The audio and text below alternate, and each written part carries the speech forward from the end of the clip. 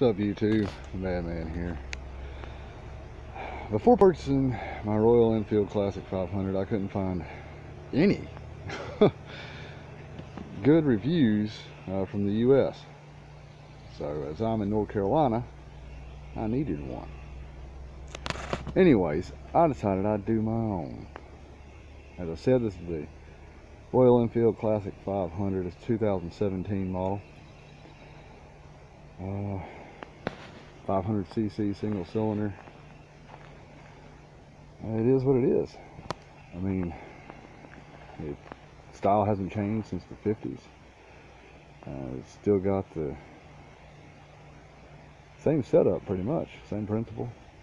It's kickstart. There are some updates. This is the Ucv engine. The engine and the transmission are one housing. It's electric start as well as kickstart. And it's fuel injected, so therefore has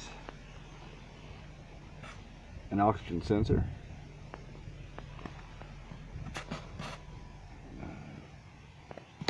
Little storage box here. It's kind of small. It's kind of an accessory box. You might be able to fit a Snickers bar or a pair of gloves in there. You've got your air filter in here. You've got rear gas shocks. The rear brake is drum.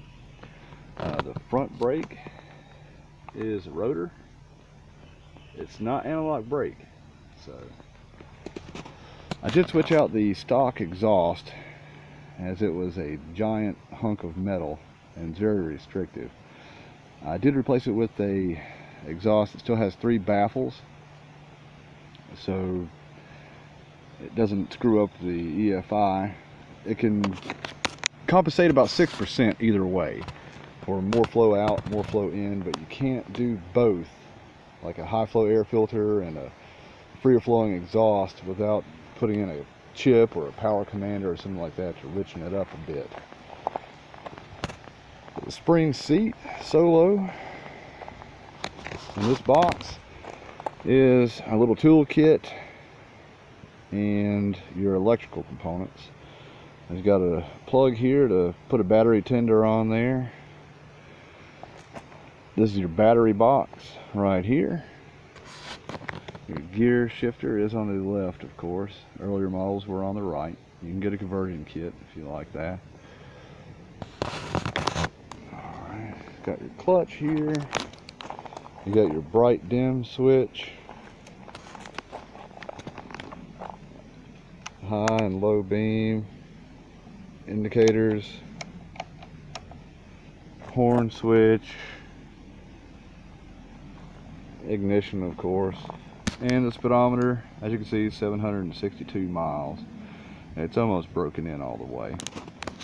You don't have a fuel gauge, but you do have a fuel light, and of course with the ECU you've got a check engine light. Alright, go around here to this side. Your front brake, and there's your brake reservoir, master cylinder. Alright, you've got your on-off switch. You've got your light switch. Little heads up, there is a jumper behind the headlight. If you want this light switch to function, all lights off, the parking lights, the 2 bullets in the front, or all the lights on, you'll have to remove that jumper, because the US requires lights to be running at all times. Other countries do not. Your fuel tank, you've got about 4 gallons in there, roughly 170 miles to a tank. Performance wise, I've heard a lot of people say, don't take it on the interstate, don't take it on the highway, don't do this, don't do that. Well, I disagree.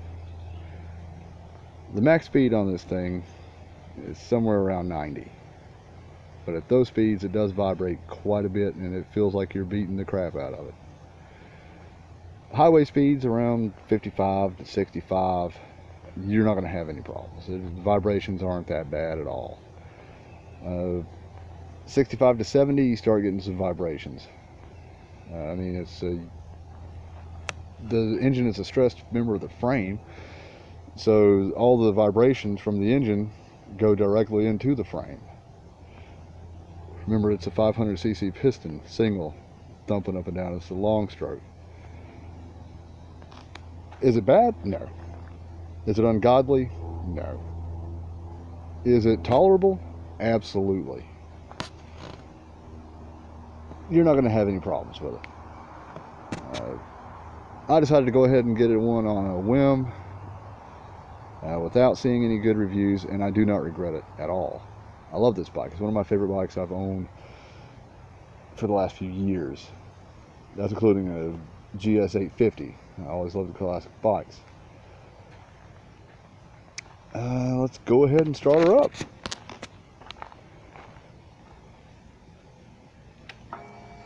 There's the fuel pump kicking in.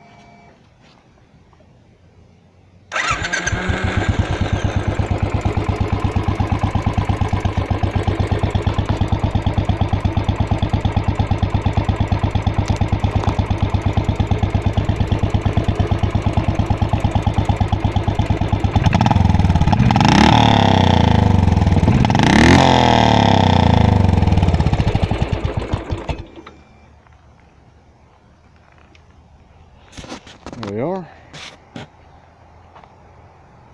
This bike is incredible. I love it. It's a true modern classic.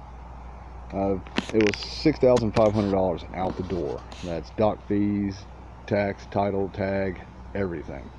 So it's very affordable. And for people that are first starting out, why go with a Honda Rebel 250 or even a 300? You're just not going to get the bike. This bike has plenty of torque and plenty of horsepower. You're not going to be let down. And for the experienced rider like myself, it's a fun bike. Very fun. It loves to be on the back roads, between 45 and 55. That's where it's happy. That's where you're going to be happy. There's minimal vibrations at those speeds.